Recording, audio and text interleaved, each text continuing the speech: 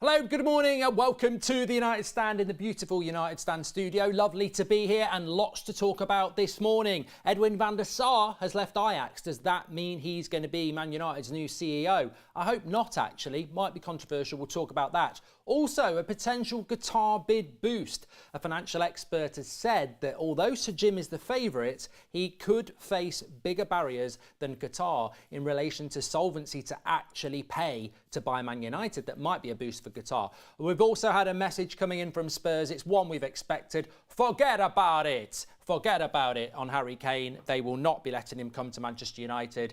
Is it even worth using up energy at the moment thinking that we could get Harry Kane? Do we need to just close that door off and start logically thinking about alternatives as well? And of course, a big United Stand congratulations, and I'm sure everybody in the community will agree. A big shout out to Marcus Rashford, not just Player of the Year, also voted Player of the Year as well. Now, I can't remember how that's done. Maybe someone in the chat might let us know. Was it voted for by the fans? I think it was. Marcus Rashford, Player of the Year and Player of the Year as well, both awards. My first stance on that is congratulations to Marcus Rashford. It's been a fantastic season. Big fan of his, as you know. I don't think he should have won it, though. I don't think he should have won it. And I suppose that's a positive because you can't argue with Rashford getting it, but I think there's 2 or 3 other players that probably should have got one of those awards. But look, great shout out to Rashford. We'll come back to that in a minute. Let's fly into the news, though. So I suppose the first thing I want to talk about is this this Qatar bid thing. I suppose a lot of people are interested in the sale. So this is coming in from Kieran Maguire. You might have heard his name a few times over the years. He's a football financial expert. And what he's basically saying is that if Qatar buy Manchester United, if Al Thani buy Manchester United, the money's there. You know, these are people that they go into they're not going to go overdrawn. They're not going to go down the local bank to borrow money. They go into their bank account. There's billions in there. There's 5 billion. You can have it tomorrow. Give us your bank details, basically. That's how they will do it. What he's saying is, and to be fair, it makes a lot of sense, is that while Sir Jim Ratcliffe is rich, billion and billion rich, he's not asset rich. He's asset rich, but he's not liquidity rich. And what we mean by that is he probably hasn't got 3, 4, 5 billion sat in his bank account that he can just pass over to the Glazers. And also, interest rates are high at the moment. So selling off things or taking on debt to do it isn't massively good business sense. So what he's basically saying is that, look, Sir Jim Ratcliffe can obviously buy Man United, but he probably hasn't got the money right there. First time I'm seeing you in the studio, says John. Thanks for the super chat, John. So yeah, in a sense, what you've got here is that Al Thani can buy the club and give the money to the Glazers tomorrow, whereas Sir Jim, it's not as easy for him to give the money. He's probably got to sell things, borrow, this, that and the other, which he can do, but it's not as easy as Qatar going, well, there's 5 billion. And of course, the big play Sir Jim has is that Al Thani is saying, bye-bye, Glazers, you're gone, I want the whole club. Sir Jim is saying, you can stay and play with me with my 50% and your 20%. So whilst I think that, I think the big thing I would say there is, in my experience, is that if the Glazers are selling and walking away, Al Thani's a better option because you get your money tomorrow. If the Glazers are walking away and 2 of them are staying, then there might be a bit of a conflict there for the ones that are going because they want their money quicker. But obviously, if Joel and Avram want to stay, Sir Jim is giving them the opportunity to stay. Interesting. Look, I think on the sale, it's 50-50. I think you might jump one way, you might jump the other. Cynically, I think it will be Sir Jim because I'm just a bit negative about the Glazers. Surprise, surprise. And I just don't think we'll be so lucky to remove them all. But if we do, then obviously you've got somebody there with the cash to go, give me your bank details, and away we go. But we're not going to hear anything until after the FA Cup, and I'll guarantee you that we will be seeing a Glazer at Wembley on Saturday. So we'll have to wait and see what happens on that. Qatar don't lose deals like this, says Paul Smith. Kane to Madrid, says Kwaku. And this story was out weeks ago, says Simon. Well, we've not spoken about it before, Simon. I haven't seen it before. And actually, I don't really care about whether you've read it anywhere else. This is the United Stand. We do our own news, show reactions. I've not mentioned it before. Somebody might not have heard it before. Therefore, it might be relevant to them. But Simon, we can't all be as educated and as clever as you. Let's move on. Did you hear about the 500k week wages for Kane? F2 freestyle. I tell you what, I will talk about the Harry Kane stuff. I want to talk about Edwin van der Sar. There's a lot of people talking about that. He's left Ajax. Would you want him as your CEO? I think I've said get Edwin van der Sar in the past, but I've learned a lot about Edwin van der Sar and Ajax in the last year. They're not even happy with him. Would you want him at Man United? We'll talk about that in a moment. But what I do want to talk about is Harry Kane. This is not breaking news. This is slow sports news in a sense that Man United will find it very, very difficult to bring Harry Kane to Manchester United. But this morning, more reports coming out from London that Daniel Levy is basically saying forget about it to Harry Kane, forget about it to Chelsea, forget about it to Manchester United. He will not be selling Harry Kane to a Premier League club. If he wants to leave, he can go abroad. Morning, Mark. If the Glazers still want to own a club, why don't they take the $5 billion and buy Liverpool, says Barry. Neymar rumour true, says Jaden. We'll talk about that in a moment. So Spurs are saying, look, I think this Harry Kane thing's really interesting, but I'm going to, this is my announcement this morning. I'm just working on the assumption that we're not getting Harry Kane. I'm sure we'll be talking about Harry Kane. I'm sure we'll be linked to Harry Kane, but I'm having had a hunch all season that we were going to buy him. I'm officially out. I'm out. I've got no hunch anymore. I'm out. I think the hunch that we were going to buy Harry Kane was right. I don't think we're buying him now. I think United have woken up, smelt the Maxwell house from their bedroom and gone, that's a nice coffee. I'm going to smell that coffee and wake up. Because I do not think this Harry Kane deal is viable. When Daniel Levy starts putting out stuff to the press that he'd rather die in a footballing sense than sell Man United Harry Kane, he is going to not sell his Harry Kane. He can't go back on that. So I think that what Levy is saying is you can go to Real Madrid, you can go to Bayern Munich, you can go to PSG, but you are not going to Man United or Chelsea. There is no, unless they give us something stupid. And we would be stupid to give them anything more than 100. I think even 100 million is too much. Anyone else is such a come down in levels, says Robert. Yeah, look, Robert, it's funny, you know what? I got clipped up on TalkSport on Sunday night, and I said to Jamie O'Hara, I don't want Harry Kane. My mentions have been popping off the last 24 hours. Goldbridge is an idiot. Goldbridge is, the jokes about Goldbridge and Schofield and my mum and all sorts of stuff. I'm like, it's hilarious. I've always said Harry Kane's world class. I just would prefer Osman. I don't have a problem if we sign Harry Kane. At no point have I ever said Harry Kane's rubbish. I don't want him at Man United. I just would rather we went for something else. If Ten Hag wants Kane and we get Kane, I'm happy. Back him, world class. I just would rather we went for something else. I do think there are alternatives out there. But I think we've got to wake up and smell the coffee, like I say. We've got to move on. Younger striker needed, says Abdullah. Why not? Why not? But I would shut the door on Kane, not going through a summer of pain again, to line Levy's pockets, not worth it, says Nick P. And I think that's what United need to do. Sometimes you wake up on Christmas Day morning, you didn't get a PS5, you got a pair of socks. Move on. You're not going to change it. The shops are shut. Get on with it. That's what we've got to do. And I think that's where we are now. Mark, why can't we just go out and get Osman, says Jacob. My birthday is Saturday. City better not spoil it, says Shay. Oh. Oh.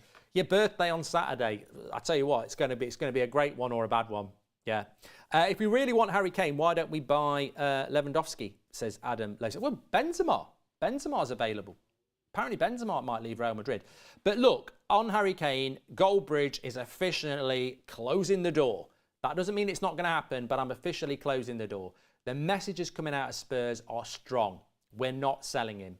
This would take silly money for United to do it, and they wouldn't get it done till the end of August. We've got such a very well orchestrated pre-season by Ten Hag. Mark, why are we not going for Jonathan David this summer? Because he's crap, Tony. He's not crap. He's not good enough for what we need. There's better than him. But we've got such a tight, well-organised summer. There are so many pre-season games. There is such an intense schedule set out by Erik Ten Hag. You cannot do that and then be thinking, I might get my striker at the end of August. No, we've got to be ready to go in August. And it doesn't matter what Robert McCormack says in the sense that it's such a drop down from Harry Kane. I'd rather have a Vlahovic, an Osman, a Ramos in the club at the start of July on pre-season tour than Harry Kane coming in at the end of August for silly money. We've just got to go and move on and take the message. Because unless Harry Kane puts in a transfer request, which changes everything, I think we've just got to move on. And I'm going to move on. And I think we have to move on. KD says, do we need 2 strikers? We do. We do need 2 strikers. Cavani was not replaced. Ronaldo was not replaced. We need 2 strikers. We do need 2 strikers. I don't know whether we would get one. I'm with Tony Westwood. I do like Muani. But Bayern Munich are interested in him. The way things are in the transfer world at the moment, and I might get these all right, I won't get them all wrong. Arsenal are favourites to get Declan Rice. We're favourites to get Mason Mount. Liverpool are favourites to get McAllister. Chelsea are favourites to get Osimhen. Bayern Munich are favourites to get Muani. Obviously, we know Real Madrid are going to get Bellingham. They're the ones that jump out at them. Newcastle are favourites to get James Maddison. So there's 7 deals at the moment that are, I wouldn't say they're nailed on, but they're pretty much Messi back to Barcelona as well. Morning, Mark. My partner gave birth to our beautiful daughter yesterday. That was from, oh God, where's that gone? I can't get back. Oh, here we go. I'm on the laptop. It's not my laptop. My partner gave a beautiful daughter yesterday, says Jack Birtles. 1 more little red devil added to the fan base. Well, that's fantastic news. Congratulations to Jack and your daughter. Blessing in disguise, Mark. Hopefully we can go for a striker at half the price, says Jack. Bella Kotchup is a no-brainer as a backup centre-back, says Sam. I do like Bella Kotchup, I will admit. I do like that. Any updates on Kim Min-jae, says Dilpreet. I get the feeling that over the summer we will have to keep repeating ourselves around different deals. There's nothing on Kim Min-jae at the moment. We are favourites to get Kim Min-jae, but there's nothing on him at the moment to develop. There is something on Mason Mount. Mason Mount's Chelsea. Mason Mount stays at Chelsea. They're the 2. That's what's going to happen. At the moment, I'd say he's coming to Man United. Poch has got a play to play, as I said last night. But listening to people, Mason Mount, Manchester United does look very strong at the moment. If Kane or Osimhen don't happen, who would you want, says James. I like the idea of Ramos or Martinez and Højlund as a second striker. Would be unbelievable, says James. Well, Osimhen's always been my number 1. If we get Kane, I'd be very happy with it. Ramos or Martinez, I'd go Ramos. I'm not a massive fan of Lautaro Martinez. Very good player, and I hope he plays well in the final against Man City, but I've never really been in for Lautaro Martinez. I know a lot of you do like, this is what it's all about. You know, we've all got different preferences. I respect that, but Martinez, not for me. I'd rather go Vlahovic than Martinez. Ramos is interesting. Haven't seen loads of him, if I'm being honest, but he's an interesting one. Hi, Mark. Do you ever consider inviting Ranić on a United stand? He seems like an honest person, says Omar. I'd love that. I'd love that. Ralph, if you're watching, I'd love that. I'd love an interview with you. That'd be great. Let me talk to you about Edwin van der Sar. I want to talk about Player of the Year, but let me talk to you about Edwin van der Sar. So Edwin van der Sar has left Ajax as CEO. Now, over the last probably 2 or 3 years, I've seen this name mentioned a lot as Manchester United's next CEO. I'm not 100% comfortable with this. I don't think it's necessarily going to happen. Had a very good relationship with Ajax over the years and a very good reputation, but the last year has been toxic. You speak to Ajax fans, they're not very happy with him. Now, I'm not saying it couldn't work, but obviously Ajax last summer just obliterated their team and lost their manager. And I don't think Edwin van der Sar ever really recovered from that. And when you dismantle a team to that extent, Carmine, welcome to the Members Club, 13 months. Where does Erik ten Hag rank in all managers that United have had? Ooh, interesting one. When you decimate a team like that and lose a manager, I'm not surprised Ajax didn't win the league this year. I mean, that's not like losing 2 or 3 players. They lost most of their team. It wasn't just Martinez and Anthony. It was Haller. It was Gravenberch. It was the right back. You know, Daley Blind went as well. So many players went, and the manager. I think Edwin van der Sar at Man United, I don't think it's a flat no, but I don't think it's the positive yes it maybe was 12, 18 months ago. I just think there's a lot of anger at Ajax at what went on, and they see van der Sar as the guy that had a big part to play in dismantling it, which I think is a bit unfair, because I think that Ajax are always going to be a club that sells. And you had, I mean, look, Anthony was on strike. The players wanted to leave. So I don't know. I don't know. I think I think if this had happened a year ago, there would have been an absolute clamour to get Van der Sar in. But watch this space with that. I'm not 100% sure. And also, I think with new owners coming in, you know, let's wait and see. But I suspect if Sir Jim Radcliffe buys the club and the Glazers stay, we won't see a lot of change in director of football, maybe, but not CEO. If we get Qatar, I think you'll see a massive amount of change. Hansen, welcome to the Members Club. Thank you very much. Vlahovic is the way to go, says Stefan. It's unfair to blame it all on Van der Sar, says Lisa. Apparently, Ferguson for backup striker, says Tony. What about Alvaro Morata, says Jael. It's not 2015, mate. We need a target man striker, says Victor. And they're talking even 100 million for Ramos, though he's largely unproven. Striker prices are crazy, says Lynn Hall. Yeah, I think that's a great point from Lynn. Just to answer that question, by the way, a few people saying, come on, Goldbridge, rank Ten Hag in United managers. Well, in my lifetime, I can barely remember Ron Atkinson. So I can only rank Sir Alex. I'm not going to count Giggs because that was, you know, blink and you miss it. So I can only really rank Ferguson, Moyes, Van Gaal, Mourinho, Solskjaer and Ten Hag. So if I was ranking those 6 managers, obviously number 6, I think would have to be Moyes. Number 5 for me would be Solskjaer. Number 4 would be Van Gaal. Number 3 would be Mourinho. Number 2 would be Ten Hag. And number 1 would be Sir Alex. Hi, Mark. We love Osman in Nigeria, but with the national team, let's have a read of this. This is from Scholes, but with the national team, he isn't as good because the team isn't set up for him. He struggles, so that's a worry for me. Yeah, but we'll set him up all right, mate. He'll be absolutely fine at United. Nick says, Weghorst goes, we have only one recognised striker. I think splitting the spend over 2 is more important. Why not Jonathan David and Højlund, says Nick J. Correct me if I'm wrong, but if we win at the weekend against City, we go ahead of Liverpool on overall major trophies, says Francie. I know it was quite close, you might be right. Don't forget Ranić, says Sam.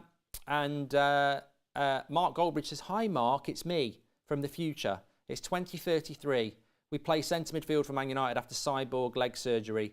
Seb's at Harvard and we move to Slough. With love, Mark Goldbridge. Interesting future ahead. That's very interesting. Yeah, so I guess we'll see. Benfica might allow us to pay less up front. Maybe that's why we're still in, because he has a release clause around 120 million. I think the striker market's really interesting on value and what you're going to spend. Rasmus Højlund's going to probably cost you 50, 60 million. Ferguson we won't get, and he would probably cost you 60, 70 million. Kane's going to cost you 100 million. Osman's going to cost you 120 million. Ramos is going to cost you 80 to 100 million.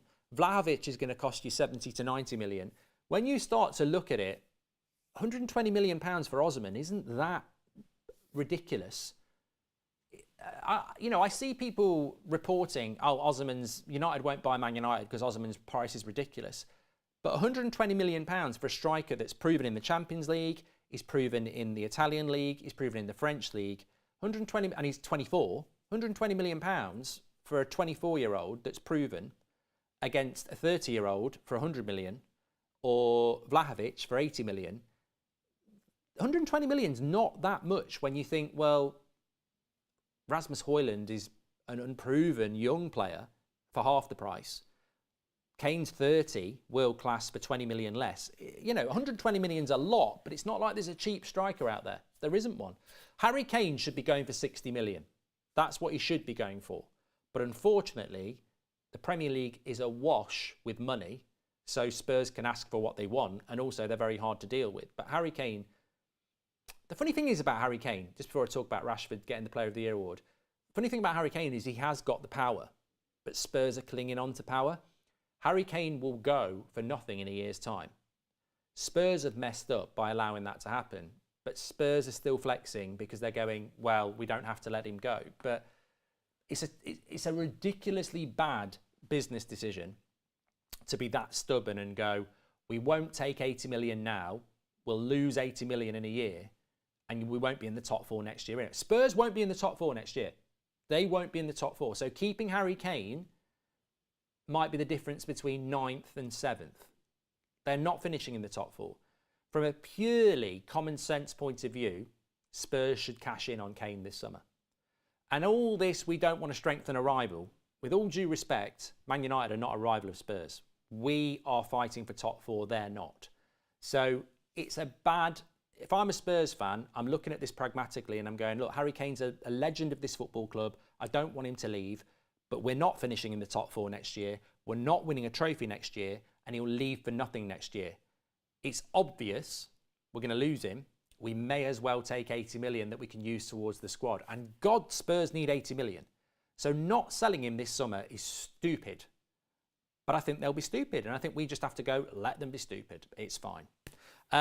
Let Levy dig his feet in, then Kay's go. As Claydon says, it makes absolutely no sense. If I'm Man City, or I'm Liverpool, or I'm Man United, and I've got Harry Kane, and someone wants to buy him, and he's got 1 year left on his deal, I might go, I can take 80 million now, but I'm strengthening a rival, and I think keeping Kane gets us top four. I'm not doing the deal. But Spurs, keeping Kane will not get you top four, and you're not strengthening a rival because you're a mid-table club at the moment. And that 80 million helps you go and buy players. Can I just ask why everyone is against Jonathan David as an option? 24 goals in the league and also... Nick J, I just don't think... tickets for Man United versus Leeds in Oslo go on sale today, says Obam. In relation to Jonathan David, Vlahovic is better. Ramos is better. Osimhen is better. Kane is better. I think Mawani is better. I think Rasmus Højlund will be better. That's 6 straight away. That's why people aren't talking about Jonathan David, because there's better options, and we're Manchester United. Tan, welcome to the Members Club. And also, what do we always say? We should be trying to buy players that Man City want. Charlie Max says, I would like to point out that we have a not guilty 100 million striker in our squad. The kid is not guilty. Let him play. Simple as that. Charlie, thanks for your opinion. You're talking about Mason Greenwood. Charlie, I ain't got a problem with it. But there'll be a lot of people that don't want it to happen. Respect them. Let them speak, Charlie. Let them speak. They don't want him to play. You do want him to play. I don't know what's going to happen. I don't think it's a clear option as you think. It's not, I actually think buying Harry Kane from Spurs is an easier problem to solve than the Mason Greenwood one this summer. Talking about young Manchester United strikers, don't mind Kane, but I always thought Spurs would be stupid to sell him. Could backfire like the Bale sale. They don't have a coach yet either, says DK. Well, I think they need to sell him. I really do. What about João Felix, says Adam H. I would like João Felix at Manchester United. I would, but I don't think we'll go for him. Marcus Rashford won Players Player of the Year last night and Player of the Year. I haven't seen anybody in the chat. Let me know in the chat. Players Player of the Year is obviously voted for by the players. Player of the Year, the Sir Matt Busby Award, I think that's voted for by the fans. Didn't we vote for that? So I don't have a problem with either of those votes. It's a democracy, people. The players have voted for Rashford. The fans have voted for Rashford. So at the end of the day, I don't have a problem with it. Marcus Rashford's had a brilliant season. I don't get the criticism of Rashford. Compared to last year, where I was sat here saying I think he needs to leave, I can't see him ever coming back from this.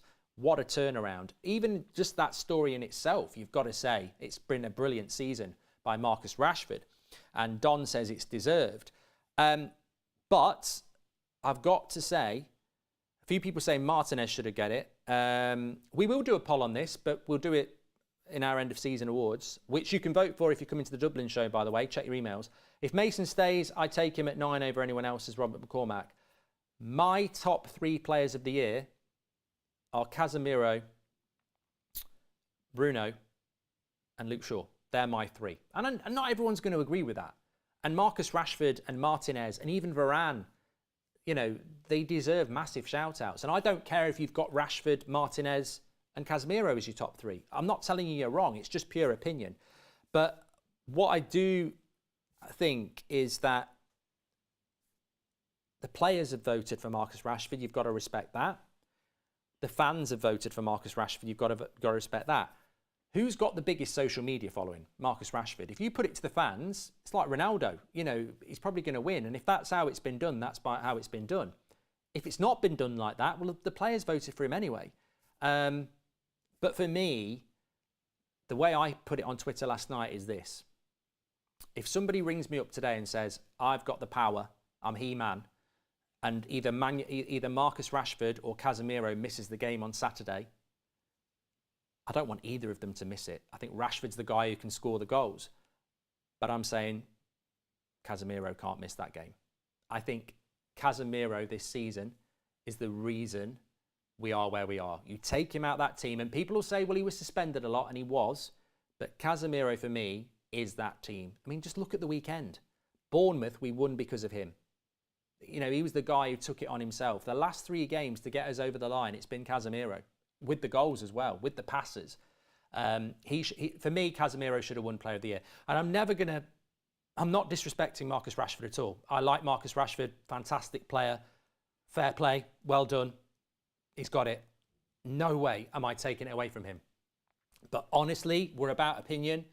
Casemiro should have won it for me. He's my Player of the Year. But that's just my opinion. I just think he is the player that makes us where we are. He is the glue. He is the conductor. And I think that he is the irreplaceable player in that team. Bruno's had an amazing season. The amount of work, the amount of games he's played. Luke Shaw at left back and at left centre back has been brilliant. Marcus Rashford's been brilliant and he's won the award. But I would have given it to Casemiro. But you know what the big positive here is? It's not wrong that Rashford won it. It's not wrong if Bruno won it. It's not wrong if Martinez won it. It's not wrong if Casemiro won it. And it's not wrong if Luke Shaw or Varane win it. We had a few players this year. Last year, it was Ronaldo or Ronaldo. That was it. You couldn't give a top 3 last year because it was terrible. What a great position we are in this year where we can go, where we're almost debating whether Rashford should have won it, whether he should have won it, whether he should have won it. I think it's great. But I do think getting both awards was incredible for Rashford, and hopefully can build on that next year. Oh, we've had 10 gifted subs here. 10 gifted memberships from Nick. You're a legend, Nick. Jose's just turned 17 today. I appreciate you for coming on in the morning. I'm excited for United versus Madrid, July 26th in Houston. Also had another 10 memberships gifted from Hanson. You're a legend, mate. Thank you very much. And Nick says, I'm not being obsessed, but can I genuinely ask why you think Ramos and Vlahovic for double the price are better options than David and another striker, says Nick.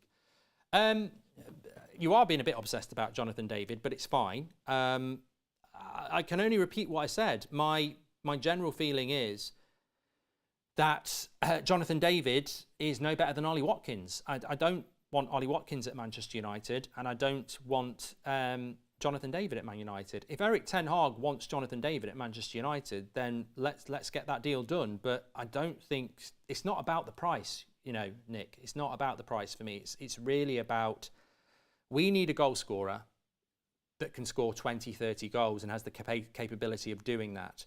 Does Jonathan David have that capability? I don't watch the French league enough. I watch little bits. I watched him play for Canada, and it's a bit unfair because national football is not necessarily the same. But I don't think Jonathan David is the level of striker we need. I think if I announced in July that Jonathan David's signing for Man United, I think we'd all be, I really hope this works out, but there's a chance it could flop. Whereas I think if you buy a Vlahovic or an Osimhen or a Ramos or a Kane or a Højlund or something like that, there's just a little bit more belief that it will work. And anybody can flop, but there's just a little bit more. I don't think Jonathan David has that reputation in European football that Man City want him, that Liverpool want him, that Bayern Munich want him. Everybody who's looking for a striker, I don't think they're looking at Jonathan David. Jonathan David, I don't think even Newcastle go for that. I think Jonathan David's going to Everton. I think Jonathan David's going somewhere like that, but I might be wrong. Mark, what do you think of is the lesser of the two evils, Sir Jim or Qatar? Both will face backlash from fans for different reasons.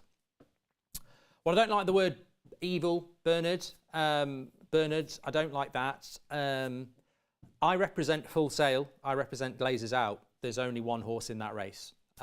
You're right. Qatar does have and will have implications in the fan base. Whether you agree with it or not, it will. But for me, we went into this journey years ago wanting the Glazers out and a Full Sail. I'm not out of that journey, and I don't think a lot of United fans are out of that journey. I'm not moving towards the Glazers staying with a 50% share that might become a 100% share at some point in the future. That wasn't the deal. And we're not the deal makers, but we can set our principles. I don't have to change my principles. I don't want to change my principles. I want the Glazers out. I want a full sale. That's what I want. I'm not going to sit here and say, if I sat here and said, oh, you know what, actually, I don't mind Joel and Avram staying now. You know, they've bled the club dry. They've took dividends. They've let Old Trafford rot. You know, they've took us from one of the biggest clubs in the world to where we are today. I'm happy with them to stay as long as Sir Jim gets his foot in the door with 50%. No, you'd all be going, you're a bloody hypocrite, and you'd be absolutely right. I'm not going to be a hypocrite on this. If we end up with Sir Jim and Joel and Avram staying, I'm not leaving as a Man United fan, because a proper fan is somebody that sticks with the club for the reasons that they supported the club in the first place. We might never win anything again. You know, welcome to being a Spurs fan. You know, Spurs fans aren't leaving, are they? They've got Beyonce concerts to watch and stuff like that. But if Sir Jim stays, if Sir Jim comes in and Joel and Avram stay, I hope it works. I don't want it to happen, though. I adamantly don't want it to happen, but I hope it works. What the ramifications will be, I don't think they'll be that big. I don't think that, I personally, and this is only a prediction, I don't think we'll see massive protests. I think we'll see a huge PR of positivity. I think we'll see over £200 million spent. I think we'll see plans for Old Trafford. I think we'll see in 3 years we're going to win the Champions League. And it will be long-term pain or it will be long-term gain. But ultimately, I will always say, because I didn't do it in 2005, and I think a lot of people didn't, and I'll always respect the fans that did, there wasn't enough noise about how bad the Glazers were going to be for Man United back when they got us. There were some fans who did. A lot of people just went, let's wait and see. And this time, I think a lot of people will go, I'm against this. I don't want this. But we'll just have to wait and see what happens. But full sale and Glazers out. I don't see why people are moving away from that. I see people I like and respect, and they're going, you know what? I think I want Sir Jim, and I'd rather have Sir Jim and the Glazers stay than Qatar. And I'm like, hold on a minute. You've been on. We've had chats. You're full sale and Glazers out. Why are you changing your mind? You're that again. Oh, I just don't want state ownership. I don't want Qatar. And I'm like, you think the Glazers are better than that? Interesting, but respect the opinion. Some people are changing their minds, but no, full sale and Glazers out. That's what I want. I can't change away from that.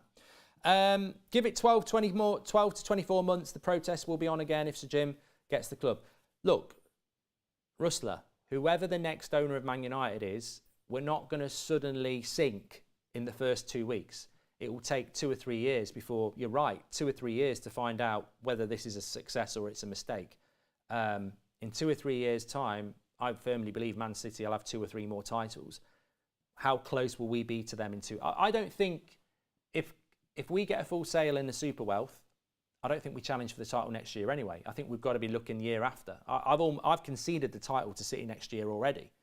I just don't think it'll happen. So it'd be wrong of me to say if City win the title next year and we've got Sir Jim and the Glazers, it's their fault. I think that 2 or 3 years you'll find out what the damage or improvement is.